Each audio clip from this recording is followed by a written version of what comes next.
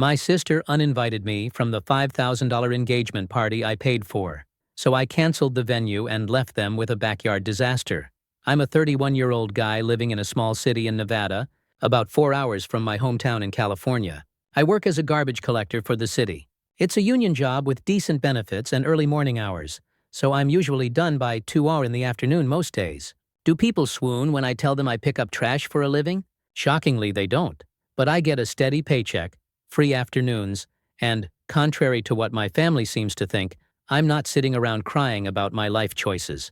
Revolutionary concept, I know. Most mornings I'm up at 3:30, at the depot by 4:15, and we're rolling out by 4:30. There's something kind of peaceful about the city when it's still dark and quiet, you know? Just me and my crew, the rumble of the truck, and getting done while everyone else is still drooling on their pillows.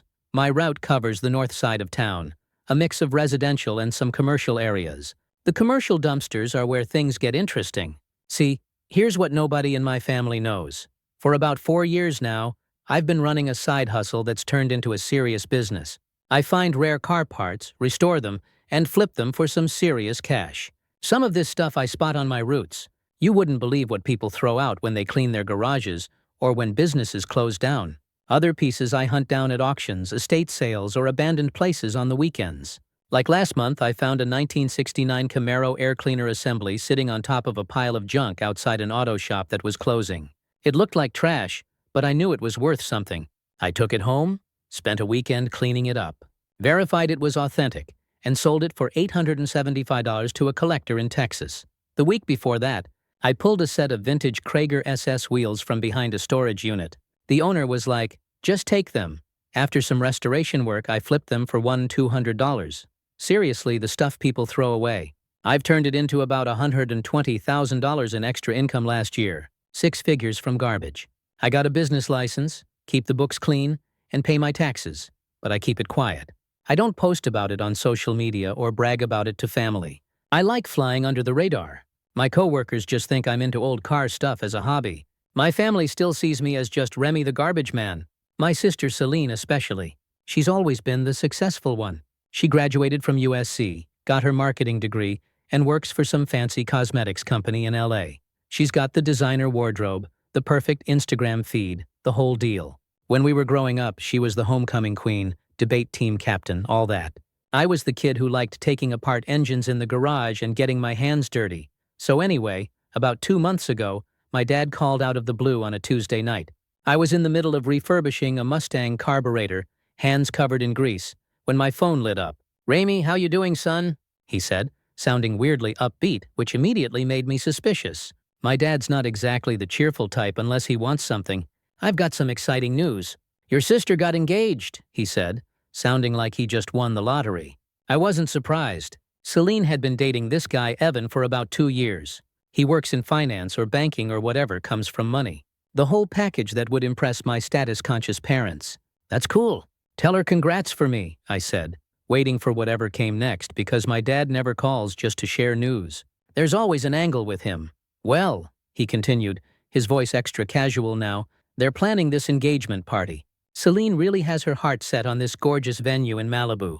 Ocean views, string lights on the terrace, the whole Instagram-perfect setup."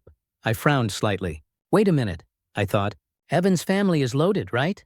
And they vacation with senators or whatever." He cleared his throat. "Well, yes, they are quite comfortable, but you know how these things work. The bride's family traditionally contributes to wedding events. Celine came to us about it, and well, I thought I would approach you." Something in my gut tightened. Why wouldn't she ask me directly? And if this dude was so rich, why were they scraping for deposits? "The thing is," Dad said, his voice even more casual now, "they're just a bit short on the deposit with everything being so—" He didn't finish, but I knew exactly what he meant. These days, venues demanded hefty upfront commitments, and I was already bracing myself for the worst. "How much?" I asked, even though I had a feeling I knew the answer. "About $5,000, he replied. I understood it was a lot to ask, but my sister really wanted this venue.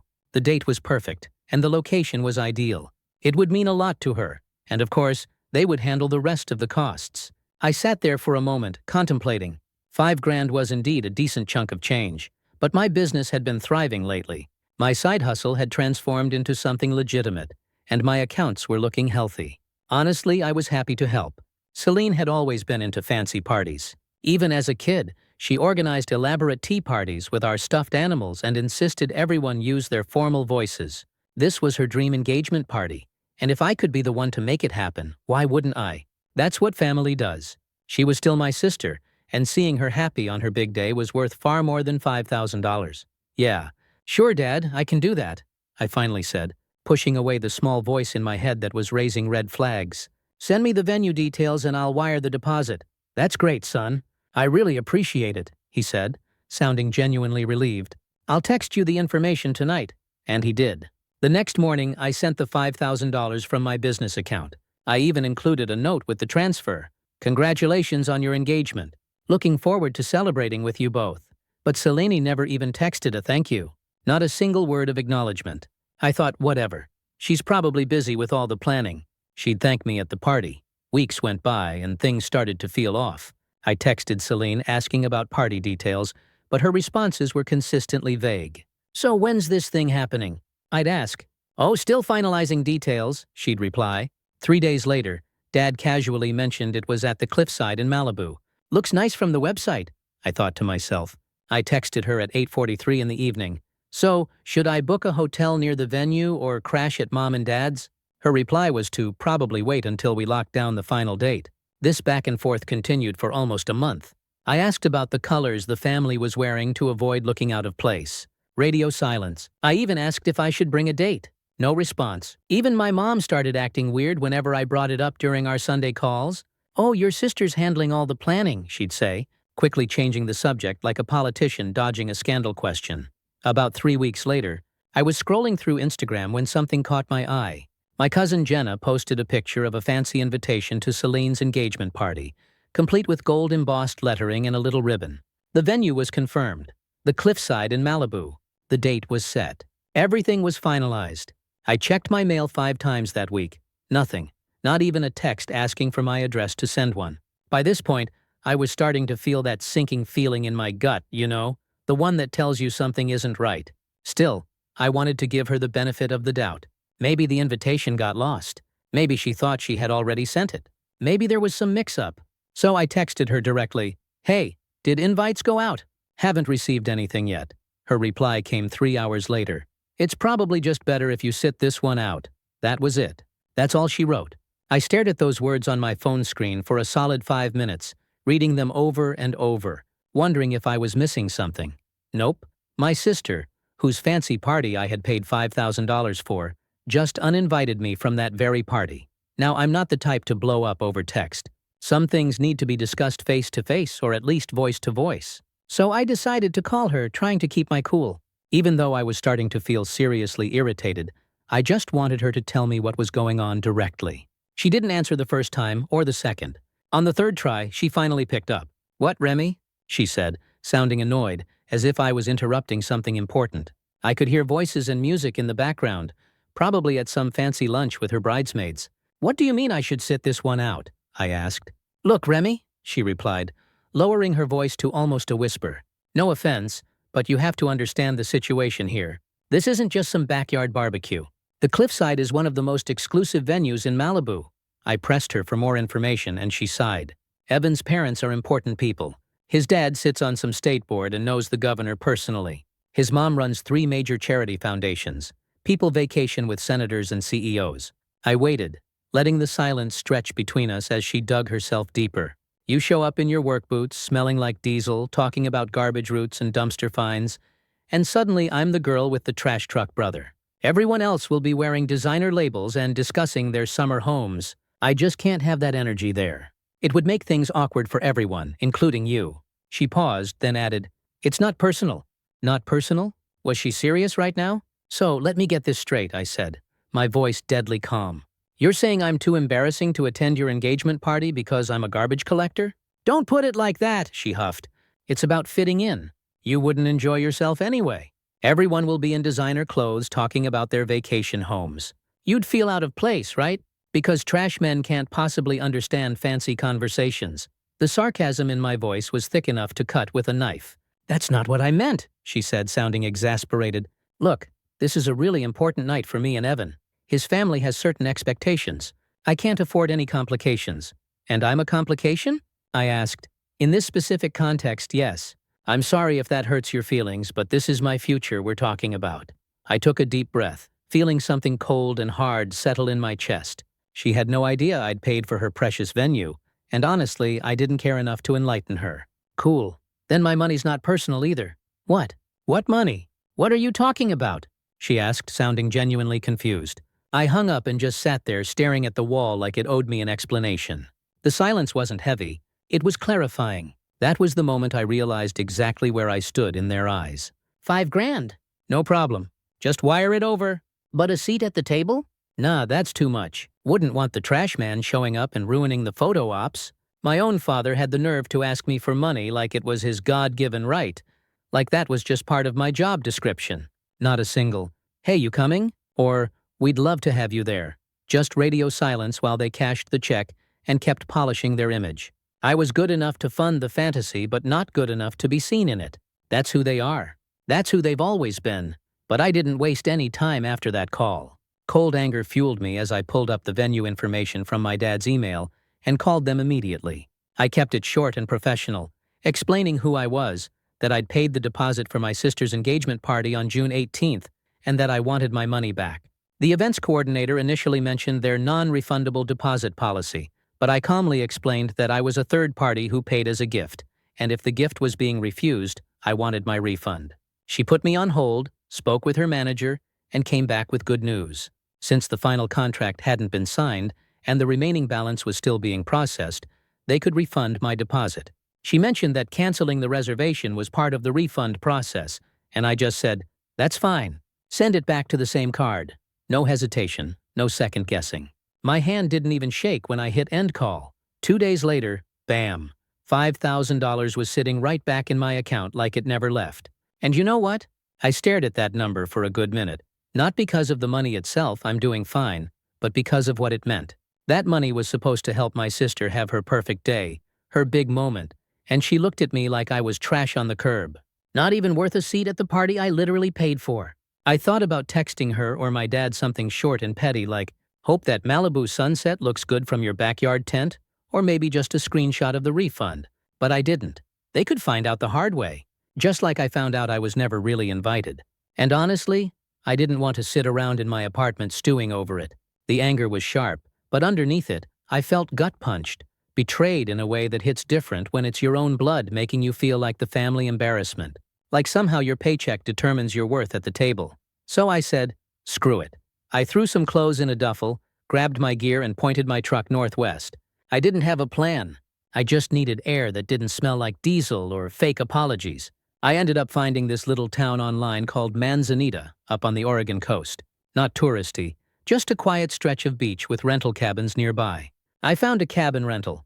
Nothing fancy, just clean and quiet with a decent view of the ocean. The best part was that it was at off-season rates, so the whole week cost me less than a single night would have at some hotel in Malibu near Celine's party. As I sat on the deck that first night, watching the sun set over the Pacific with a can of root beer in hand, I turned my phone on airplane mode. No calls, no texts, no social media, just the sound of waves crashing on the shore. For 5 days, I hiked the coastal trails, collected interesting pieces of driftwood, and started a project with one big piece that looked like it could make a cool lamp base. I ate at local dive spots and slept better than I had in months. The anger that had been building up began to fade, replaced by a strange sense of peace. 2 days before the party was supposed to happen, I gave in and turned my phone back on. It immediately started blowing up. Text notifications, missed calls, voicemails, dad calling, mom calling, Celine calling, over and over. I let them all go to voicemail, sat on that deck looking out at the ocean, and listened to them one by one. First Celine. "Remy, the venue called us. They said the deposit was refunded. What did you do? The party is in 4 days. Call me back right now." Then another from her an hour later. "Remy, the venue canceled on us. What the hell happened? We need that space. Everything else is booked up. Can you just call me back? We'll figure it out. Please don't be petty." Then my dad. "Son, call us back right now. Your sister is crying. This is unacceptable behavior. Where are you even?" My mom. "Remy, please. Everyone's asking where you are. The hall canceled, and we don't know what to do." 6 more from Celine. each more desperate than the last. 3 more from Dad, getting progressively angrier. 2 from Mom, guilt-tripping me about family sticking together. Not a single one apologizing for excluding me from the party. I turned my phone back to airplane mode and went for another walk on the beach. I stayed in Oregon until the day after the engagement party was supposed to happen. When I finally turned my phone back on for good, I had 43 missed calls and too many texts to count. I ignored most of them but did text my cousin Jenna. "Hey, how'd the big party go?" Her response came fast. "Oh my God, where have you been? It was a disaster calling you now." When I picked up, she was practically cackling. "Dude, it was the biggest show I've ever seen," she said without even saying hello. So, the fancy engagement party ended up being a last-minute tent setup in my parents' backyard. "No way," I said, trying not to sound too pleased. "Oh yeah, but wait, it gets better," Jenna continued. According to her, it rained. Not just a sprinkle. We're talking a total downpour. Mother Nature must have really wanted in on the drama. The tent they managed to rent last minute leaked in 3 places. The rental company brought the wrong size, so it was cramped with 50 people jammed in there like sardines. The catering company got confused about the address change and showed up 2 hours late. Half the guests left early. Jenna continued. Celine spent most of the party crying in the bathroom while her future mother-in-law kept asking loudly, couldn't they afford a proper venue? It was brutal. Apparently, Evan's dad kept making comments like, when we hosted our engagement party, we had it at the country club. Real subtle digs that everyone could hear. So, how'd they explain what happened with the venue? I asked. That's the best part, Jenna said, lowering her voice, even though she was alone in her apartment. Celine tried to blame the venue cancellation on administrative errors, but then your Aunt Carol blurted out, isn't it because Remy pulled his money? Where is he anyway? I almost dropped my phone. She didn't. Oh, she did. In front of everyone, including Evan's entire family. That's when the whole truth came out in front of everyone, including Evan's entire snooty family. You should have seen Evan's face, Jenna said. He had no idea you were the one who paid for the venue. Your dad never mentioned it to him. Celine never thanked you because she apparently didn't even know. Your dad had just told her he took care of it. I sat down on my couch, taking this all in. So Evan knows everything now. Oh yeah, and get this. He did not look happy with Celine. They had this intense whisper argument in the corner, and then he just left. Didn't say goodbye to anyone, just got in his car and drove off, leaving Celine standing there in her fancy dress with mascara running down her face. After I hung up with Jenna, I checked my social media. I got a notification for a message request on my business page, the one for my car parts restoration business. It was from Evan. Hey, I didn't realize you were the one who paid for the venue. I just found out what happened at the party. I heard what Celine said to you about your job. I want you to know that my dad was actually a garbage collector too. He did it for 11 years before going to law school. I respect what you do. Honestly, if I were in your shoes, I'd have done the same thing. This doesn't excuse anything, but I think you should know that Celine's been under a lot of pressure from her friends to have this perfect engagement. Still, it's not right how she treated you. I'm really sorry, man. I didn't reply to Evan. I just screenshotted the message and saved it. Not for revenge or anything, but as proof that I wasn't crazy. I wasn't lesser. I was just inconvenient to their fake perfect image. After the trip, I got right back into my rhythm in Nevada. I'd haul trash, clock out, hit the shop, restore parts, and then repeat. Same grind, same piece. I didn't tell anyone where I went. I didn't owe them that. About a week after I got back, my dad showed up at my apartment unannounced. He had driven 4 hours from California to Nevada just to confront me in person. That's how angry he was. It was around 6 in the evening. I had just finished dinner and was sketching out some designs for a custom restoration job when there was this angry pounding on my door. When I opened it, I found my dad standing there face red, looking like he was about to blow a gasket. You embarrassed this entire family, he yelled the second I opened the door, actually yelling in the hallway of my apartment building where all my neighbors could hear. Your sister's future in-laws think we're some kind of dysfunctional mess now. I crossed my arms and leaned against the door frame, not inviting him in. Maybe you should have told me I wasn't good enough to attend before asking me for $5,000, I said. That's not how it was, he sputtered, pushing past me into my apartment. Really? Because Celine literally told me I smelled like garbage and would embarrass her in front of Evan's important family. He paced around my living room, looking at my place like he was seeing it for the first time. And maybe he was. He hadn't visited in over 2 years. You don't understand the pressure she's under, he said, lowering his voice slightly but still clearly pissed. Evan's family has connections. This marriage could mean a lot for her future. for all our futures. So I'm what? Just supposed to bankroll her fancy life while staying hidden in the background? That's some family, Dad. He actually tried to defend it. She's marrying into an important family. You could have just understood and helped out anyway. That's what family does. I laughed. Nah, that's what doormats do. I'm nobody's ATM. 5,000? He scoffed.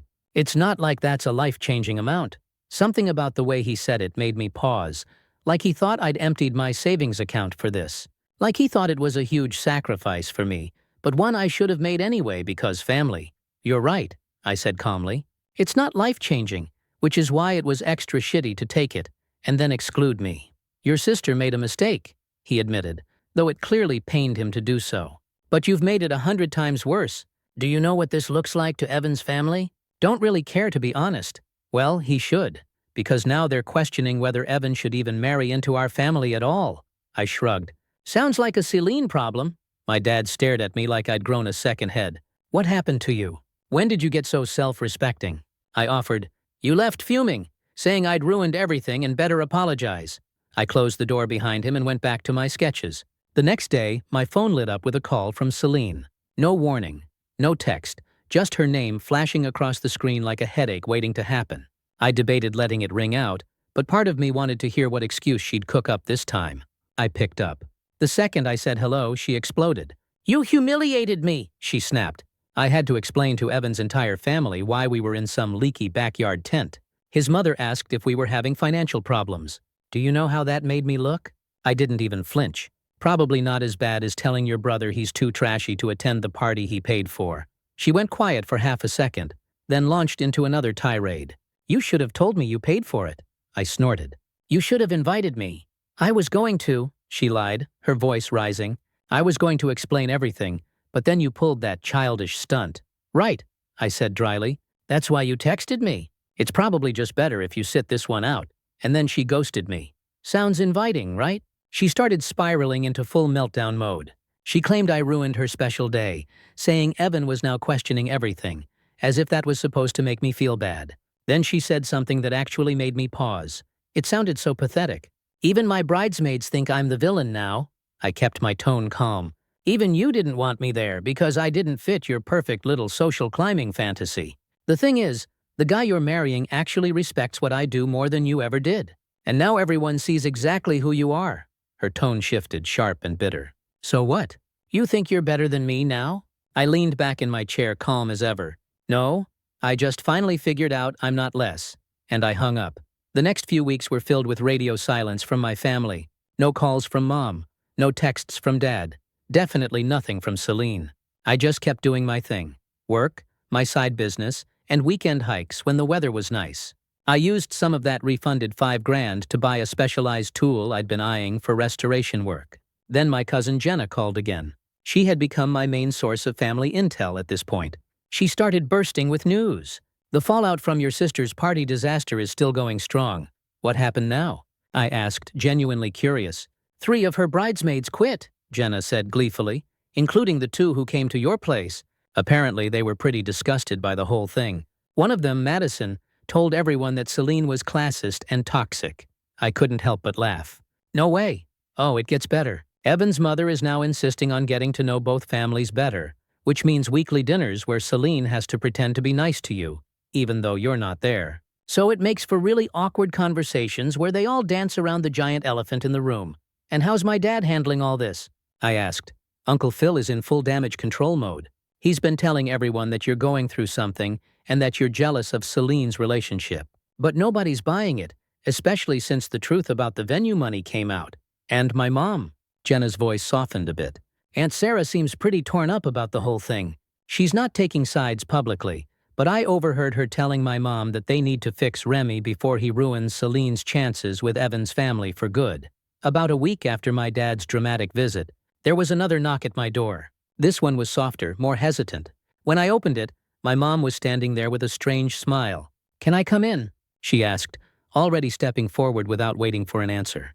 I moved aside, watching as she surveyed my apartment with barely concealed disapproval. Her eyes lingered on the grease-stained work clothes draped over a chair and the car parts catalog on my coffee table. "Remy," she started, settling herself on my couch like she was afraid it might be dirty. We need to talk about your future. Here we go. What about it? I kept my voice neutral, already knowing where this was headed.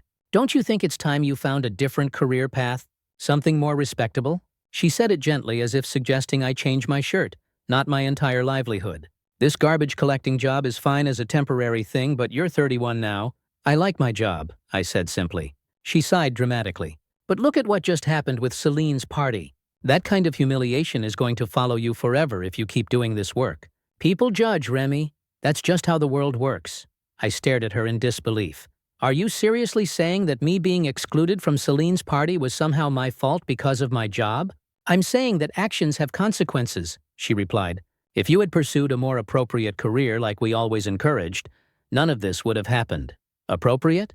I could feel my blood pressure rising. You mean like Celine following the path you and Dad laid out? Your sister has made something of herself, Mom said defensively. She has connections, a future, and now she's found a wonderful man from a good family. A family whose patriarch was once a garbage man, I cut in.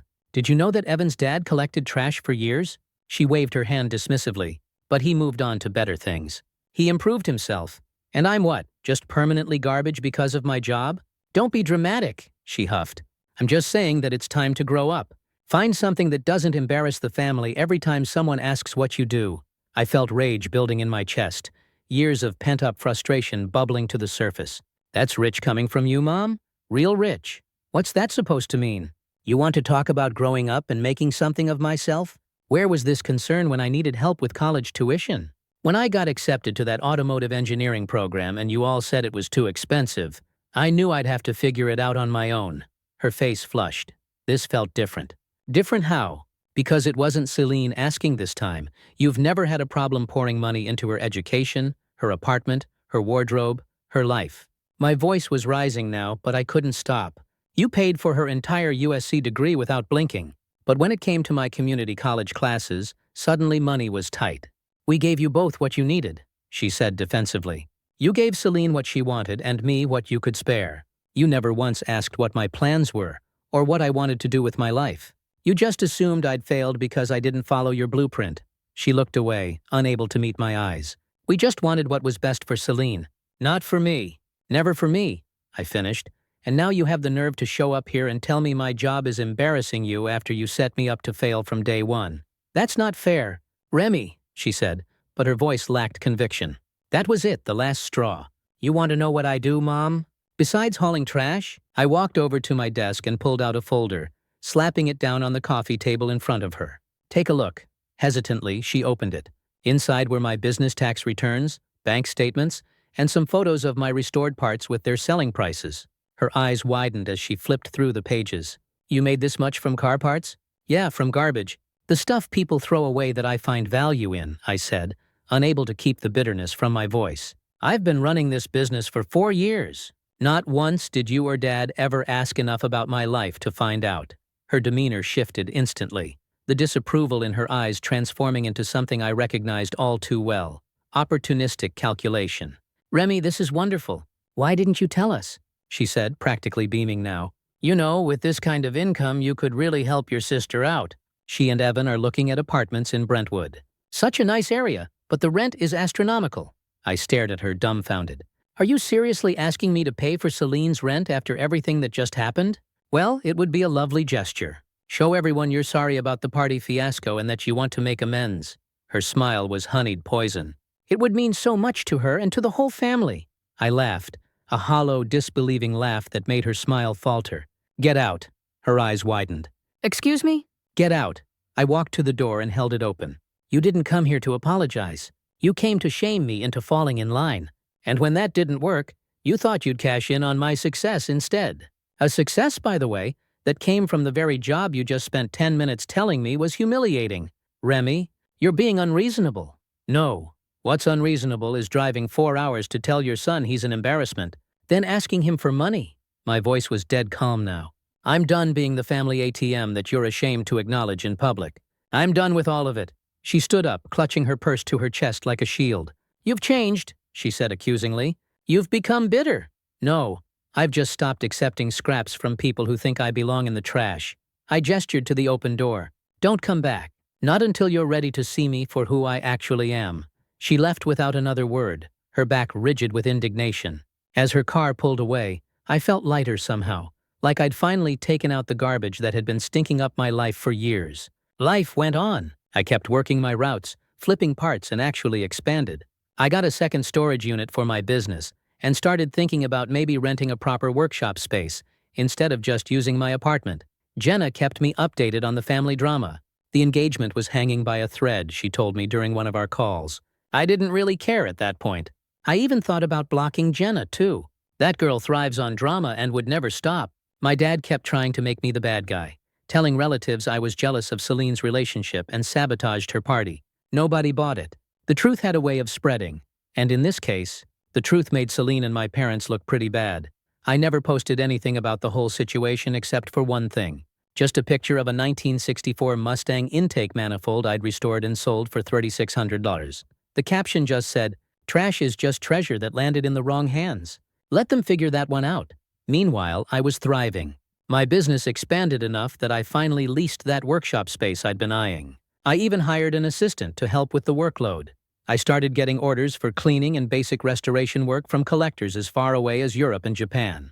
It turns out that being the garbage man nobody wanted at the party was working out pretty well for me. Celine's life, on the other hand, took a nosedive. According to Jenna, she was put on probation at work after having a meltdown during a client presentation.